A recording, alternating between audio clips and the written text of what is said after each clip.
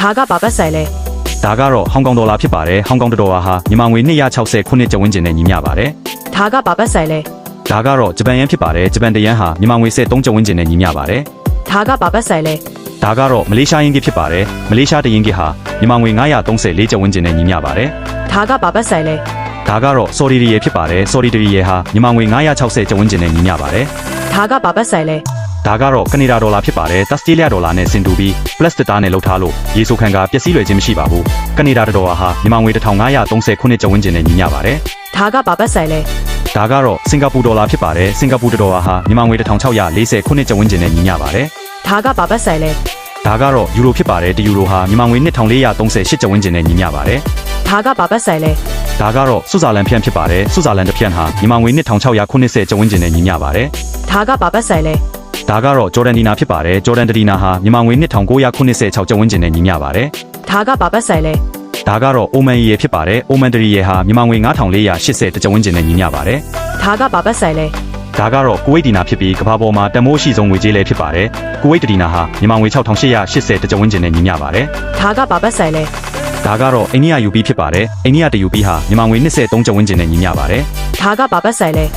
ဒါကတော့ပြည်တိမ်ပေါင်ဖြစ်ပါတယ်တပေါင်ဟာမြန်မာငွေ2820ခုနှစ်ကျပ်ဝန်းကျင်နဲ့ညီမျှပါတယ် ဒါကဘာပတ်ဆိုင်လဲ ဒါကတော့ American Dollar ဖြစ်ပါတယ်တဒေါ်လာဟာမြန်မာငွေ2100ကျပ်ဝန်းကျင်နဲ့ညီမျှပါတယ် ဒါကဘာပတ်ဆိုင်လဲ ဒါကတော့ Australia ဒေါ်လာဖြစ်ပါတယ်ပိုလီမာပလတ်စတစ်သားနဲ့ပြုလုပ်ထားလို့တောင်းတင်းခိုင်ပါပြီးရေဆိုခံကပုံးပဲမှုကိုခံနိုင်ရရှိပါတယ် Australia ဒေါ်လာဟာမြန်မာငွေ1490ကျပ်ဝန်းကျင်နဲ့ညီမျှပါတယ် ဒါကဘာပတ်ဆိုင်လဲ ဒါကတော့ကာတာရီယေဖြစ်ပါတယ်ကာတာရီယေဟာမြန်မာငွေ996ကျပ်ဝန်းကျင်နဲ့ညီမျှပါတယ် ဒါကဘာပတ်ဆိုင်လဲ ဒါကတော့မော်တာ UPR ဖြစ်ပါတယ် UPR တ UPR ဟာမြန်မာငွေ140ကျပ်ဝန်းကျင်နဲ့ညီမျှပါတယ် ဒါကဘာပတ်ဆိုင်လဲ ဒါကတော့မက္ကဆီကိုပီဆိုဖြစ်ပါတယ်မက္ကဆီကိုတပီဆိုဟာမြန်မာငွေ116ကျပ်ဝန်းကျင်နဲ့ညီမျှပါတယ် ဒါကဘာပတ်ဆိုင်လဲ ဒါကတော့တောင်အာဖရိကယန်ဖြစ်ပါတယ်တောင်အာဖရိကတယန်ဟာမြန်မာငွေ126ကျပ်ဝန်းကျင်နဲ့ညီမျှပါတယ် ဒါကဘာပတ်ဆိုင်လဲ ဒါကတော့ထိုင်ဝမ်ဒေါ်လာဖြစ်ပါတယ်ထိုင်ဝမ်ဒေါ်လာဟာမြန်မာငွေ90ကျပ်ဝန်းကျင်နဲ့ညီမျှပါတယ် ဒါကဘာပတ်ဆိုင်လဲ